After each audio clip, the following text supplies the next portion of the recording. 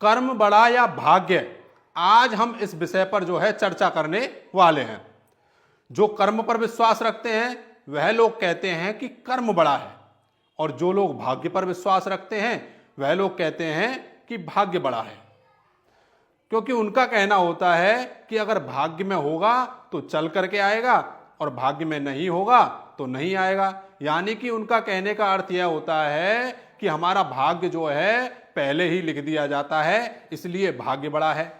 तो आइए आज इसी बात को जानते हैं कि कर्म बड़ा या भाग्य बड़ा। सबसे पहले जानेंगे कर्म के बारे में, फिर जानेंगे भाग्य के बारे में, और फिर हो जाएगा दूध का दूध पानी का पानी कि कौन बड़ा है। तो जो कर्म है, कर्म होते हैं 3 प्रकार के। सबसे पहला होता है संचित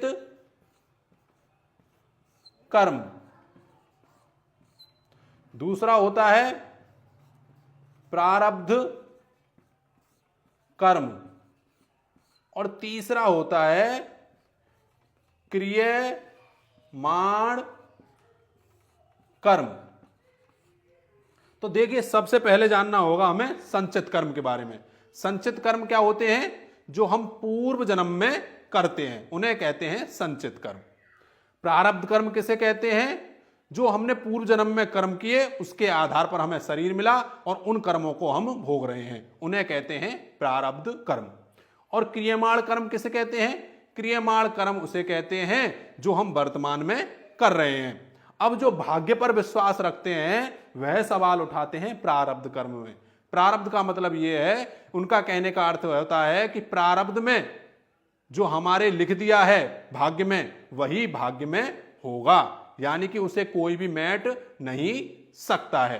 तो उनका कहना सही भी है कहीं ना कहीं हद तक। लेकिन आज मैं आपको एक छोटी कहानी के माध्यम से समझाता हूं कर्म बड़ा या भाग्य बड़ा। एक बार नारद ऋषि जो है पृथ्वी लोक पर विचरण करने आते हैं, और विचरण करके जो है भगवान विष्णु के पास पहुंचते हैं और भगवान विष्णु जी से कहते हैं कि पृथ्वी लोक पर यह हो क्या रहा है? जो अच्छा इंसान है, जो अच्छे कर्म कर रहा है, वह जो है दुखी है, और जो बुरे कर्म कर रहा है वह सुखी है। तो भगवान विष्णु कहते हैं कैसे? कि तो नारद जी कहते हैं, मैं पृथ्वी लोक पर गया तो मैंने देखा एक जो गाय थी वह दलदल में फंसी हुई थी, और वहां से चोर गुजर रहा था। तो चोर ने गाय की पूंछ से बांध करके उस दलदल को पार तो कर लिया, लेकिन गाय को पार नहीं कराया। और कुछ दूरी पर जैसे ही वह पार करके पहुंचा तो उसे एक सोने का मटका प्राप्त हुआ। और कुछ समय बाद एक ब्राह्मण जी निकल रहे थे, तो ब्राह्मण जी ने क्या किया? उस गाय को जो है दलदल से बाहर निकाला, और ब्राह्मण को कुछ चोटें भी आई। लेकिन जब वह कुछ दूरी पर चला तो एक कुएं में जाकर के गिर गया। यानी कि जिसने जो है अच्छा कर्म किया वह तो कुएं में गिर गया, और जिसने बुरा कर्म किया उसे क्या मिला? एक सोने का मटका मिला।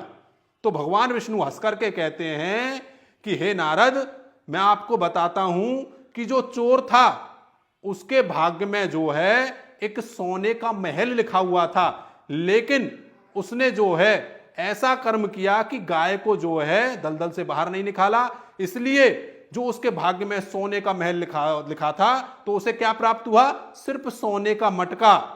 और वहीं पर जिस ब्राह्मण ने गाय को बचाया उसके जीवन में जो है आज के दिन मृत्यु लिखी हुई थी, लेकिन उसके अच्छे कर्म की वजह से जो है मृत्यु टल गई और उसे जो है कुएं में गिरकर कुछ चोटें ही आई। तो यानी कि कहने का अर्थ यह है कि कर्म के आधार पर ही आपका भाग्य लिखा जाता है, और कर्म के आधार पर ही आपका भाग्य बदला जा सकता है। इसीलिए कौन बड़ा हुआ? कर्म बड़ा हुआ। जो लोग कहते हैं ना भाग्य में लिख दिया वह बदलेगा नहीं, नहीं, कर्म आपका जो है भाग्य को बदल सकता है। इसलिए जो है लगातार मेहनत करिए, अच्छे कर्म कीजिए। जब आप अच्छे कर्म करेंगे तो आपको जो है अच्छे रिजल्ट मिलेंगे। अब बहुत से लोग सवाल उठाएंगे कि गधा भी तो जो है कर्म करता है और मेहनत करता है, तो उसे फल क्यों अच्छा नहीं मिलता है? तो मैंने इसीलिए बोल रहा हूं कि जो कर्म आपको करना है, जो मेहनत आपको करनी है, वह सही दिशा में करनी है। तो निवेदन है, कमेंट करके जरूर बताएं ये वीडियो आपको कैसी लगी, और इस वीडियो को ज्यादा से ज्यादा शेयर करें। सभी को जय श्री कृष्णा, राधे राधे।